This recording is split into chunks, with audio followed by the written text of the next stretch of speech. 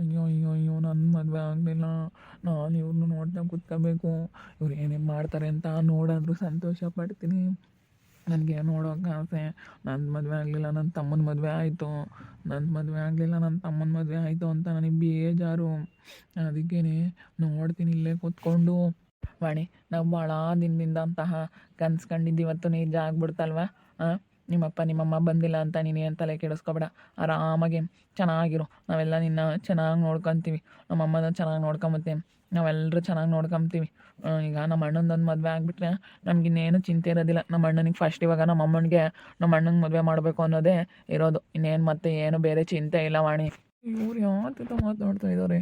ಅಯ್ಯೋ ನಾನು ಏನೋ ನೋಡೋಣ ಅಂತ ಕೂತ್ಕೊಂಡೆ. ಆದರೆ ಅಯ್ಯೋ ನನಗೆ ಒಂಥರ ಮದುವೆ ಯಾವಾಗ ಆಗುತ್ತೋ ಅಂತೇಳಿ ಅನ್ಕೊಂತಾ ಇದ್ದೀನಿ. ನನ್ನ ತಮ್ಮನ ಮದುವೆ ಆಯಿತು. ನಾನು ಅದಕ್ಕೆ ನೋಡಾದರೂ ಖುಷಿ ಪಡೋಣ ಅಂತ, ಅವರಿಬ್ಬರು ಹೆಂಗೆ ಮಾತಾಡ್ತಾರೆ, ಹೆಂಗಿರ್ತಾರೆ ಅಂಥೇಳಿ ನೋಡೋಣ ಅಂತ ನಾನಿವತ್ತು ಕದ್ದು ಮುಚ್ಚಿ ಮಂಚದ ಮಗ್ಲ ಕೂತ್ಕೊಂಡಿದ್ದೀನಿ. ನಾನಿಲ್ಲಿರೋ ವಿಷಯ ಇವ್ರಿಗೆ ಗೊತ್ತಿಲ್ಲ. ಇವರಿಬ್ಬರು ಏನೇನು ಮಾತಾಡ್ತಾರೆ, ಏನೇನು ಮಾಡ್ತಾರೆ ಎಲ್ಲ ನೋಡಬೇಕು ಅಂತ ಕೂತ್ಕೊಂಡಿದ್ದೀನಿ ನಾನು. ಏನು ಮಾಡೋಣ, ನನಗೆ ಮದುವೆ ಆಗಿಲ್ವಲ್ಲ. ಹೌದು ಹೌದು, ನಾನು ಭಾಳ ದಿವಸದಿಂದ ತುಂಬ ಆಸೆ ಇಟ್ಕೊಂಡಿದ್ದೆ ನಾವು ಕಂಡಿರೋಂತಹ ಕನಸು ಯಾವಾಗ ಈಡೇರುತ್ತೆ ಅಂತ. ಆದರೆ ದೇವರು ಇವಾಗ ಈಡೇರಿಸ್ಬಿಟ್ಟ. ನನಗಂತೂ ಭಾಳ ಖುಷಿ ಆಗ್ತೈತೆ. ನನಗೆ ನಮ್ಮಪ್ಪ ನಮ್ಮಮ್ಮ ಬರಲಿಲ್ಲ ಅಂದರೂ ಏನು ಚಿಂತೆ ಇಲ್ಲ. ನಾನು ಆರಾಮಾಗಿರ್ತೀನಿ. ಇಂಥ ಮನೆ ಸಿಕ್ಕೈತೆ ಅಂದಮೇಲೆ ನಾನು ಆರಾಮಾಗಿದ್ದುಬಿಡ್ತೀನಿ ಬಿಡೋರಾಗು. ನಾನೇ ನಮ್ಮಪ್ಪ ನಮ್ಮಮ್ಮನ ಬಗ್ಗೆ ತಲೆನೇ ಕೆಡಿಸ್ಕೊಂಬಲ್ಲ. ಎಷ್ಟಾದರೂ ಮಾತಾಡ್ಕೊಂಬ್ಲಿ, ಎಷ್ಟಾದರೂ ಬೈಕೊಂಬ್ಲೇಳು. ಗಿರ್ಜಿಮೆ ಮಗನಿಗೆ ಅಂತ ಏನು ತಂದು ಮದುವೆ ಮಾಡ್ತಾರೆ ನೋಡೋಣ. ಅವ್ನಿಗೆ ಮದುವೆ ಆಗುತ್ತಾ? ಆಗಲ್ಲ. ನಾನಿರೋದಕ್ಕೇ ಎಲ್ಲಿ ಬೇರೆ ಕಡೆಗೆ ಹೋಗ್ಬಿಡ್ತಾಳಂತ ಬೇಗ ಮದುವೆ ಮಾಡ್ಕೊಂಬಿಡೋಣ ಅಂತ ಬಂದ್ಲು. ಅವ್ರಿಗೆ ಯಾರು ಹೆಣ್ಣು ಕೊಡ್ತಾರೆ? ಯಾರೂ ಕೊಡಲ್ಲ. ಏನೈತೆ ಅಂತ ಕೊಡ್ತಾರೆ ಅಲ್ವಾ? ಏನು ಇವಾಗೆಲ್ಲ ಗೌರ್ಮೆಂಟ್ ಕೆಲಸ ಕೇಳ್ತಾರೆ ಇರೋಗು. ಗೌರ್ಮೆಂಟ್ ಕೆಲಸ ಕೇಳ್ತಾರೆ, ಇಲ್ಲಾಂದ್ರೆ ನಿಮ್ಮ ಥರ ಯಾವುದಾದ್ರೂ ಕೆಲ್ಸಕ್ಕೆ ಹೋಗ್ಬೇಕು. ಆ ರೀತಿ ಅವನು ಹುಟ್ಟು ಸೋಂಬೇರಿ ನನ್ನ ಮಗ. ಅವ್ರ ಅಪ್ಪ ಮಾಡಿರೋ ಇಟ್ಟಿರೋ ಅಂಥ ದುಡ್ಡಾಗೆ ಮಜಾ ಮಾಡ್ಕೊಂಡು ಓಡಾಡ್ತಾನೆ.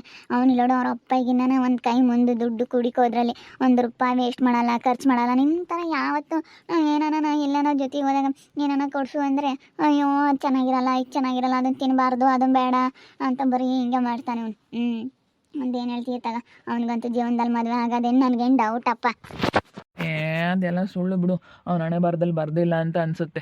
ಅದೆಲ್ಲ ಮದುವೆ ಅನ್ನೋದು ಆಗೋದೇನಾದರೂ ಅವನ ಹಣೆ ಬರದಲ್ಲಿ ಬರೆದಿದ್ರೆ ಅದು ಸುಳ್ಳು, ಖಂಡಿತ ನೆರವೇರಲ್ಲ. ಅದೆಲ್ಲ ಅವನು ಅಂದ್ಕೊಂಡಿರ್ಬೋದು, ಕನ್ಸು ಕಾಣ್ತಾ ಇರ್ಬೋದು ಅಷ್ಟೇ. ನಮ್ಮ ಅಣ್ಣನಿಗೇನು ಬೇಜಾನು ಕೊಡ್ತಾರೆ. ಆದರೆ ನಾವು ನಮಗೆ ಸೆಟ್ ಆಗೋ ಅಂಥವ್ರು, ನಮಗೆ ಸರಿಯಾದಂಥವ್ರು ಸಿಗಲ್ಲ ಅಂತೇಳಿ ನಾವು ಸ್ವಲ್ಪ ನೋಡ್ತಾ ಇದ್ದೀವಿ ಅಷ್ಟೇ. ನಮ್ಮ ಮಾವರೆಲ್ಲ ತುಂಬ ಹೈ ಲೆವೆಲಾಗಿರೋ ಅಂಥವ್ರನ್ನೆಲ್ಲ ಹುಡುಕ್ತಾರೆ. ಆದರೆ ನಮ್ಗೆ ಅಂಥವ್ರು ಬೇಡ, ಸುಮ್ಮನೆ ಯಾಕೆ, ನಮ್ಮ ಮನೆಗೆ ತಕ್ಕನಿಗೆ ನಿನ್ನಂಥವ್ರಾದರೆ ನಮ್ಮ ಮನೆಗೆ ಹೊಂದಾಣ್ಕೊಂಡು ಹೋಗ್ತಾರೆ.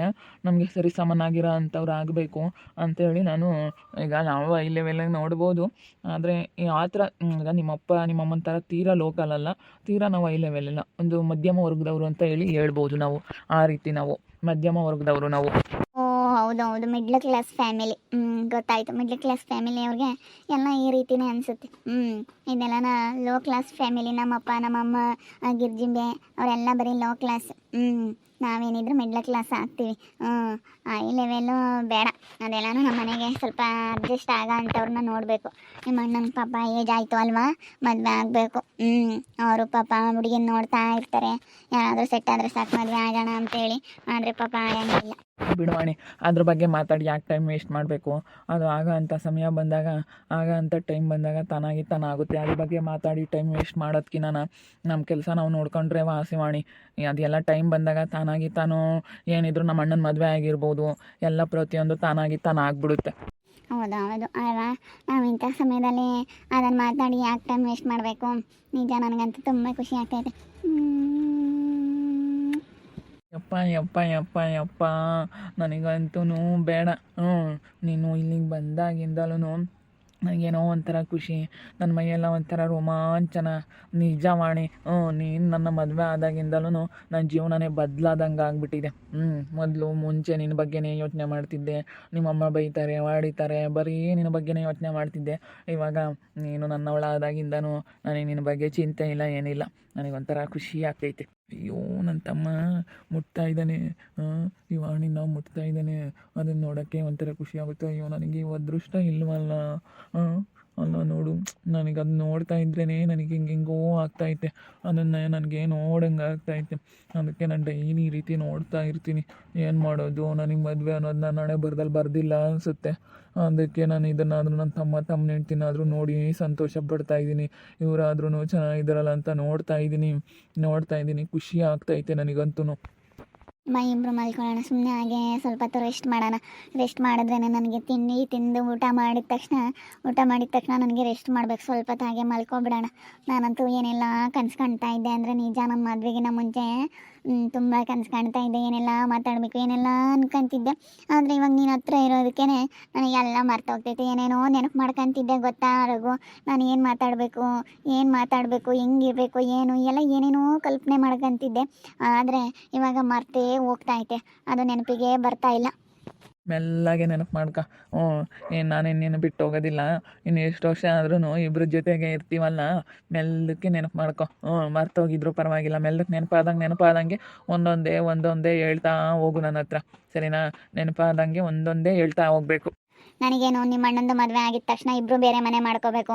ನಾವೊಂದು ಮನೆ ನೀವೊಂದು ಮನೆ, ಇಬ್ಬರು ಬೇರೆ ಮನೆ ಮಾಡ್ಕೊಂಡು ಹೊಸ ಮನೆ ಕಟ್ಕೊಂಡು ನಾನು ನಿಮ್ಮ ಅಣ್ಣ ನಿಮ್ಮ ಅತ್ತಿಗೆ ಎಲ್ಲರೂ ಸಂತೋಷವಾಗಿ ಖುಷಿಯಾಗಿರಬೇಕು. ಆ ಥರ ಎಲ್ಲ ನಾನು ತುಂಬ ಕನಸು ಕಂಡಿದ್ದೀನಿ. ನಾನು ನಿಮ್ಮ ಜೊತೆ ಎಲ್ಲ ನಾನು ತುಂಬ ಚೆನ್ನಾಗಿರಬೇಕು. ನಿಮ್ಮ ಅಮ್ಮನೆಲ್ಲ ಚೆನ್ನಾಗಿ ನೋಡ್ಕೋಬೇಕು. ನಮ್ಮಪ್ಪ ನಮ್ಮಮ್ಮನ ಮುಂದೆ ನಾವು ಚೆನ್ನಾಗಿರಬೇಕು.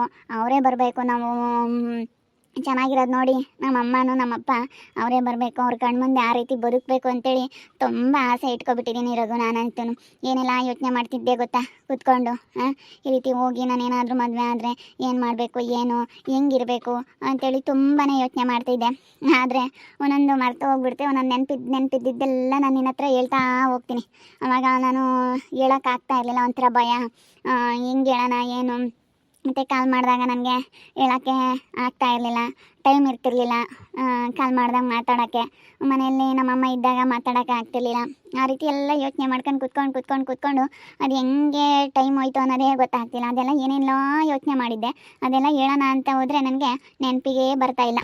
ಇನ್ನು ಎಷ್ಟು ವರ್ಷ ಆದರೂ ಜೊತೆಗೆ ಇರ್ತೀವಲ್ಲ ವಾಣಿ, ನೀನೇನು ತಲೆ ಕೆಡಿಸ್ಕೊಬೇಡ. ಏನಿದ್ರು ನೀವು ಒಂದೊಂದೇ ನೆನಪು ಮಾಡ್ಕೊಂಡು ಏನು ಬೇಕು, ನಿನಗೇನು ತಂದು ಕೊಡಬೇಕು, ಇಂಥದ್ದು ಬೇಕು ಅಂತೇಳಿ ನನಗೆಲ್ಲ ಕಾಲ್ ಮಾಡಿ ನೀನು ಫ್ರೀಡಮ್ ಅಲ್ಲ ಇನ್ಮೇಲಿಂದನ. ಏನು ನಿಮ್ಮಪ್ಪ ಬೈತಾರೆ, ನಿಮ್ಮ ಅಮ್ಮ ಬೈತಾರೆ ಅನ್ನೋದು ಏನಿಲ್ವಲ್ಲ. ಅದೇ ರೀತಿ ಸ್ವಲ್ಪ ದಿನ ನಿನಗೆ ಹಂಗೆ ಅನ್ನಿಸ್ತಾ ಇರುತ್ತೆ. ಆಮೇಲೆ ಹೋಗ್ತಾ ಇಬ್ಬರು ಜೊತೆಗೆ ಇರ್ತೀವಲ್ಲ, ಏನು ಅಂತ ಅನ್ಸೋದಿಲ್ಲ ವಾಣಿ.